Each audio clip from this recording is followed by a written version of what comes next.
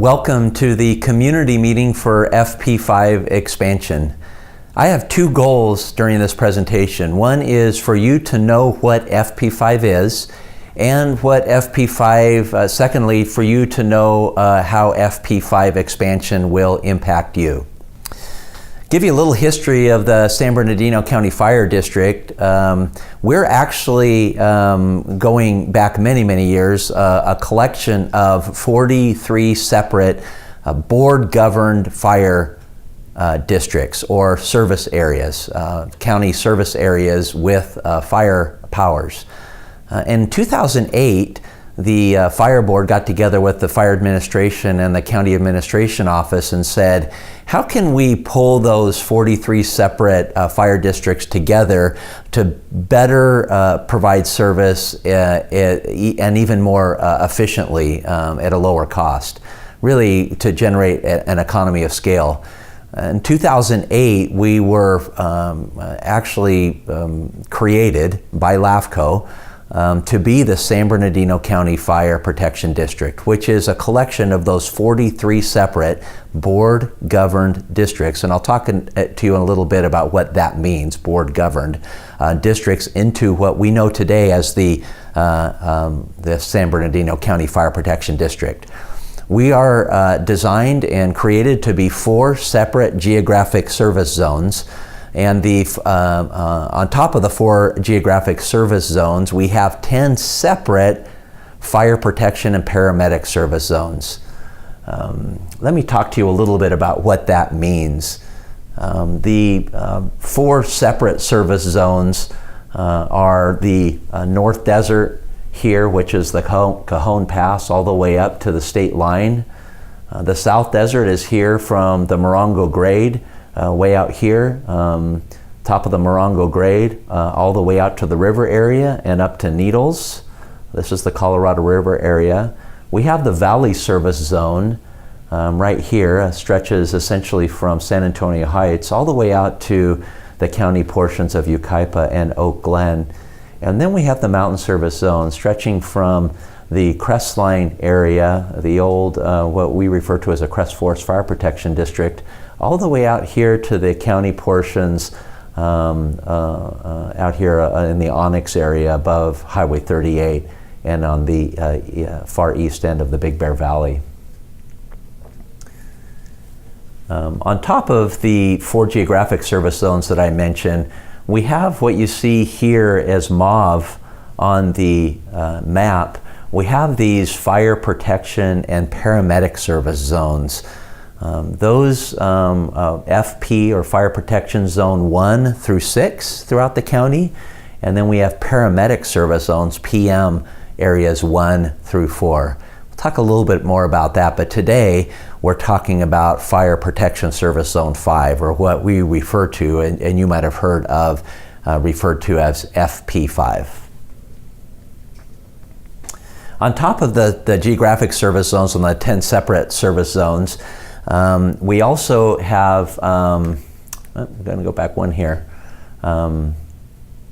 It's important for me to point out to you that the fire district is a separate legal entity from the county of San Bernardino. So when I told you that we are a collection of board-governed fire districts, and in fact today San Bernardino County Fire District is board-governed, the county Board of Supervisors acts in a different capacity as our fire board, as a separate legal entity.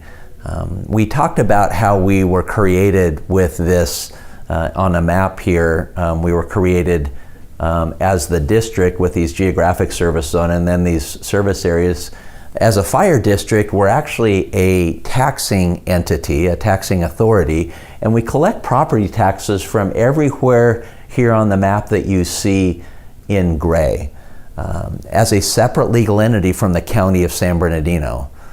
But the county of San Bernardino acts as our fire board, and in fact, and we'll get into it in a little bit, the county of San Bernardino, even though they have no legal requirement to provide funding to the district, they actually provide additional funding to the district on top of the property taxes that we receive in the gray area and the assessment revenue we receive in the mauve areas on the map.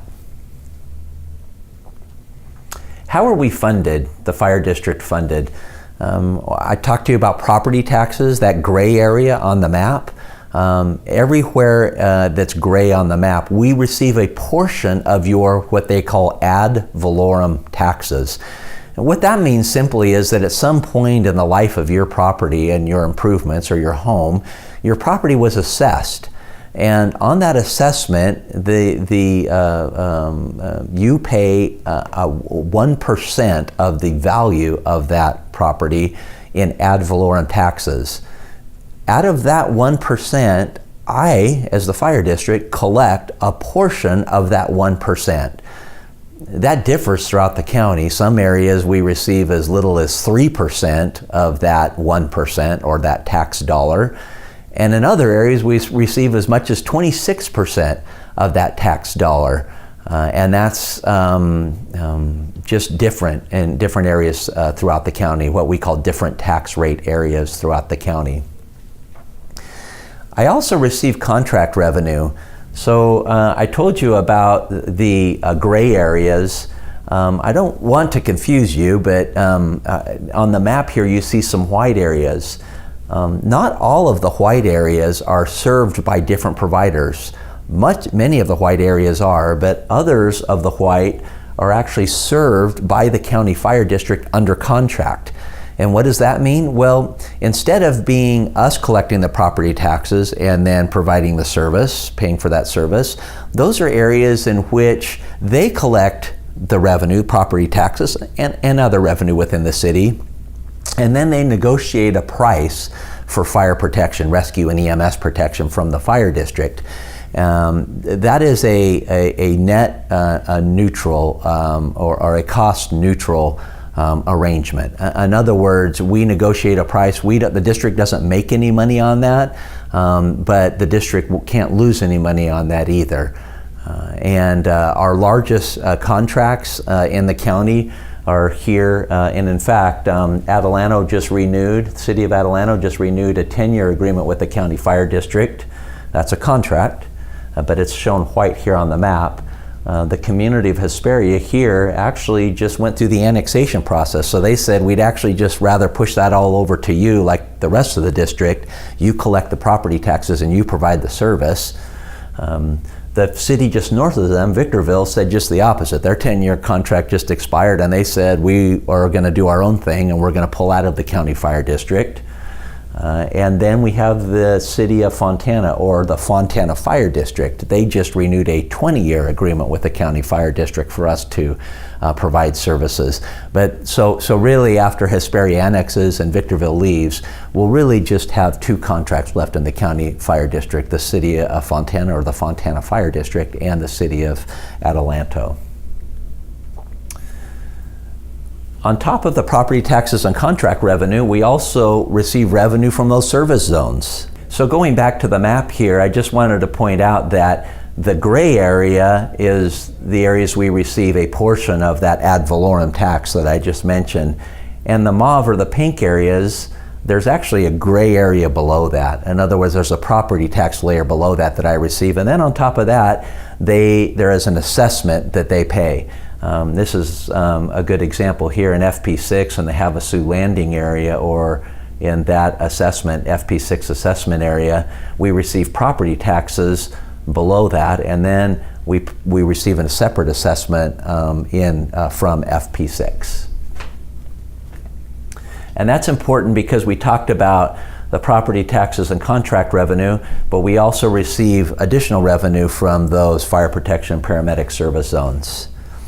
Remember when I told you a little bit earlier that the county is a separate legal entity, the county of San Bernardino, and they have no legal obligation to fund the district. That doesn't mean they don't fund the district. And in fact, for as long as I can remember, and I was hired in 1992, the board has provided funding to the district very simply to improve the level of service above the level of revenue that we receive in property taxes. we call that an MOU with the county. It's a memorandum of understanding. Some people call it a contract. In fact, it's very similar to the contract we have with the cities of Atalanta and Fontana. They simply say, Chief, we know that you received this amount of revenue. First of all, we say we believe that we ought to have a fire station with a fire engine with 3 people in a community, any given community in the county. They know what the cost is of that. We go through and show them what that costs. And then we show them the revenue, the property tax revenue, the ad valorem that we receive there. And the county in those communities and communities throughout the county say, the County of San Bernardino comes back and says, we're going to use some of our general fund or with our other hat on, again, with their County of San Bernardino hat on, we're going to sign a contract with you in the fire district to make up the difference between what you're getting in the ad valorem taxes and what it would cost to provide service in that specific community in the county. We're going to talk in the next slide of what that is, and really one of the reasons we're here today talking about FP-5 expansion. But we do receive, as part of our funding, and a major part of our funding, we have that contract with the county for service enhancements. And I've mentioned many times that the only issue I have with the MOU for service enhancements is I don't know of an area in the county fire district that we're overserved. We have lots of areas that need additional service. There's large areas of the county without service, county fire district. So when we call it service enhancements, when we talk about one fire station in a community with one fire engine with 3 people, or one fire engine in an ambulance in an outlying area with another 2 people, I don't see that as an enhancement. I see that as a very basic level of service. But nevertheless, that's called a service enhancement MOU with the County of San Bernardino. What are the benefits of FP-5? Well, the next slide we're going to talk more about the numbers associated with our structural deficit, but really it's going to provide a mechanism for me to address the current structural deficit. I consider that money that I get through an MOU with the county part of a structural deficit. And I say that because the county general fund has obligations. And as I come to the board every year and ask for money, and the MOU or the contract I have with the county, it's annual. It's a decision made during my budget presentation every year. I realize that my ability to get that revenue is based on the county general fund's ability to meet their commitments, their legal commitments out of the general fund, and then have something left over to enter into an agreement with me to provide those services throughout the county fire district. I also have to, quite frankly, as the fire chief, I have to make a strong, compelling argument to the board, because as any governing body goes, I have to convince a majority of the board to enter into and to provide that revenue through contract to the county fire district. It establishes a sustainable capital replacement and improvement fund. We have over 60 facilities in the county fire district.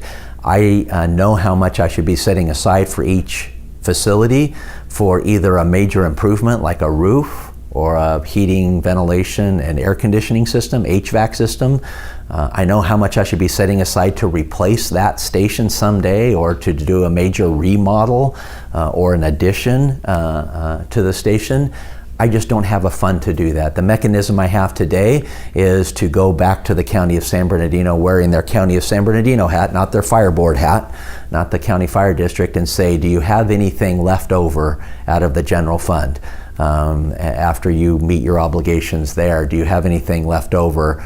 We do look for some grants, community development block grants, CDBG we call those, or other federal grants to help provide funding for that. But today we have no fund, capital replacement or improvement fund.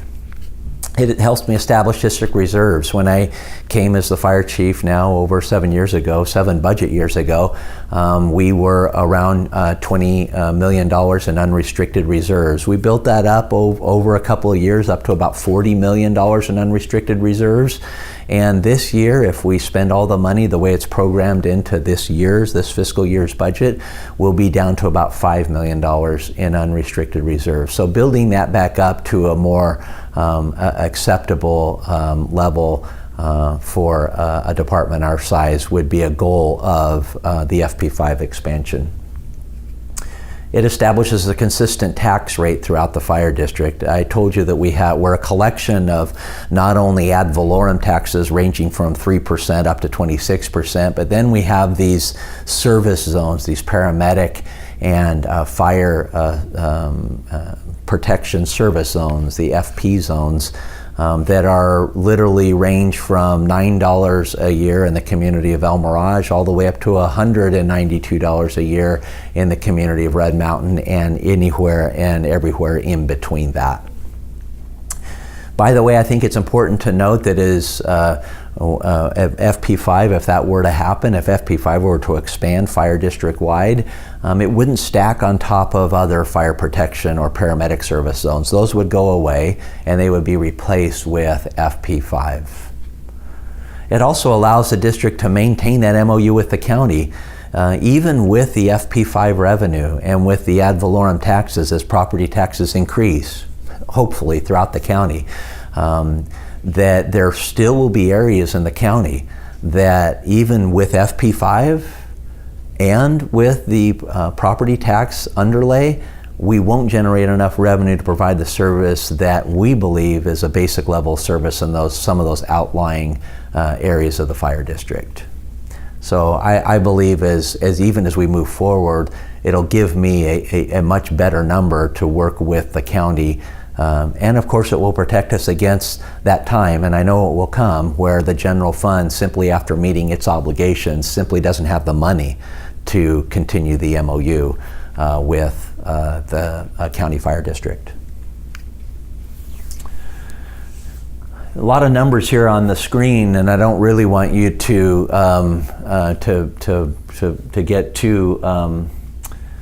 get too overwhelmed by them, but I want to point to you specifically some numbers that we have talked about already. Remember when I told you we have an MOU or a contract with the county? That's $17.4 million here.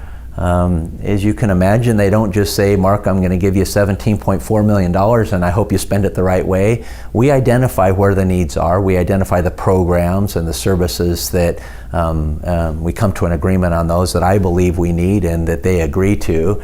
And that comes to $17.4 million, and this is where we spend it, in each of the service zones and then in our special operations and administration of the organization. On top of that, I've told you that we have a structural deficit and that I'm depleting my reserves or fund balance. That's this number here. This last year I took $11.9 million out of my fund balance or unrestricted reserves to run the organization. The structural deficit that I refer to really as the biggest benefit of the expansion of FP-5 is to eat into this $29.3 million deficit. That's the MOU with the county, plus the money that we're bringing or taking out of our fund balance or reserves, and that comes to $29.3 million. You can see in the service zones and in our special operations administration where that's spent and where that comes from. If you look at the special assessment, and that's the FP-5 service zone and the revenue generated in that, this, after working with the assessor's office and looking at the number of parcels, figuring in the delinquency or the amount of people that don't pay on their property taxes every year, we believe that it's a correct estimate to expect $26.9 million from the FP-5 expanded fire district wide. That would include the areas that already have a service zone, and it would only be the difference between FP-5 and what they're currently paying. That still leaves me about, based on this year's expenses and this year's service, it leaves me just shy of $2.5 million short. People have asked if I will still have an MOU with the county. I would propose that we would still have an MOU, like I told you, for those areas that even with FP-5 and property taxes don't generate enough revenue for the services. I would still need to have roughly $2.5 million next year. What happens if FP-5 doesn't move through, that we get a protest, and we'll talk about what the protest means, and that the Board of Supervisors on the public hearing decides not to adopt FP-5, the resolution to expand FP-5 county fire district wide? Well, we just know that we'll have to make up the difference. We'll either have to come up with revenue somewhere else. There was some talk about the other methods to obtain revenue: a special tax, a general tax, a mellow roofs or community facilities districts, utility users taxes, sales taxes. There are a lot of ways that you might have heard, and I've seen different ways throughout the state as I've traveled the state, different way people do it. But at the end of the day, we'd have to make up a portion of what I would project to be $32.3 million next year. Where did I get the extra $3 million from the previous slide? Well, that's just a projection. That's adding $3 million on top of expected revenue for employee costs, for supplies and services, utilities, and the like. That's a projection of $32.3 million. For us, it's roughly, and again, that's just an average, about $2.2 million to run one fire station with one fire engine with 3 people on it, including paramedics, 24 hours a day, 7 days a week, 365 days a year is roughly $2.2 million. And so as we make up a portion, or a portion of this $32.3 million, we would just have to reduce coverage, and we'd have to reduce stations. It wouldn't all come through stations, obviously. We would reduce a commensurate amount of staff, support staff, administration to support that.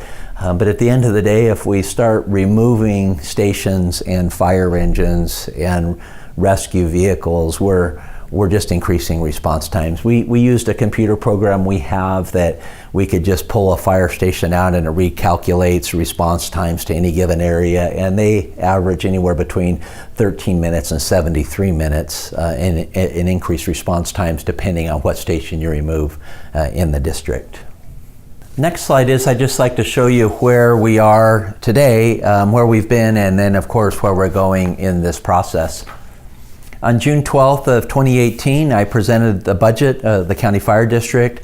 I presented what I believed and what I've demonstrated here as a structural deficit to the district, or to the board, my fire board. And I presented the option to expand FP-5 county fire district wide. What allows the fire board to do that is the Fire District Law of California. It's Health and Safety Code 13800. That section and the following sections. There are 2 requirements in fire district law to expand a service zone of a fire district district-wide. It's done to maintain or improve services, and it requires notice to the property owner and a public hearing. I asked at that time that they do 2 additional things related to FP-5, and one is to allow me to go out into the communities. I've done over 20 community meetings presenting this, making this presentation a little bit more geared and specific to the communities that I've talked to, but the same PowerPoint presentation to the communities. The other thing is I asked them if they would adopt a more or an objective measure of the support or opposition countywide. And what I mean by that is fire district law only requires that notice to the homeowner and a public hearing. And I couldn't imagine any one hearing where we had a microphone in the middle of the board chambers and that being the only way in a district of 19,000 square miles for you, members of the district, to express your support or opposition to the board. So at the same time that they adopted the resolution to expand FP-5 or begin the process to expand FP-5 fire district-wide, they asked me to go out into the communities, and then they also adopted the protest process. The protest process is, if it sounds familiar, it's what LAFCO uses, the Local Agency Formation Commission. When they create service areas or expand or reduce service areas, they use the protest process. And very simply, as required by law, the property owners allows them to express opposition and they do that through the protest process. And if 25% plus one of those that express opposition through the protest process to the expansion of FP-5 fire district wide, then it goes to a vote of the people of the fire district. If 50% plus one of the property owners within the fire district send in a protest to the expansion of FP-5 countywide, then it doesn't go to a vote. It stops right there. It doesn't need to go any further. June 12th, I presented to the fire board. They adopted the resolution. In August and September, we've been going to the community meetings and out into the communities and making this PowerPoint presentation. September 14th, we mailed out notices. The notice looked just like this. And as we went out through the communities, we held up a notice just like this. It's got the FP-5 expansion with the return address for the fire district. It's got your assessor's parcel number on every envelope with every single person on title for that property. So if there were, it was a husband and wife, there would be a husband and wife, or on the both would receive a notice. If it's a trust and there are 10 people on the trust, then 10 people would get this for that one assessor's parcel number. And then it would be coded down here, and that's a post office code. It also contained the official announcement required, announcing the public hearing and giving you instructions on how to protest. And October 16th has been selected as, at the June 12th meeting, was selected as the public hearing date. At that date, the protest process, or the protest results, will be announced by a third-party contractor who is collecting the protests and then tabulating those to present to the board, in addition to those that are received at the public hearing. By the way, the Government Center here in San Bernardino will be the site of the hearing for October 16th, and the Joshua Tree and the High Desert Government Centers will also be open for the public hearing on the 16th. And then at the 16th, there will be a possible adoption based on the outcome of the public hearing and the decision of the fire board. There will be a possible adoption of the FP-5 expansion fire district wide. You will receive, if that does happen, you would receive on your property tax bill in 2019, fall of 2019, you'd receive that charge of $157.26 on that bill. I believe it would be split between two, obviously, as your property taxes are, one in the fall and then one due in the spring of 2020.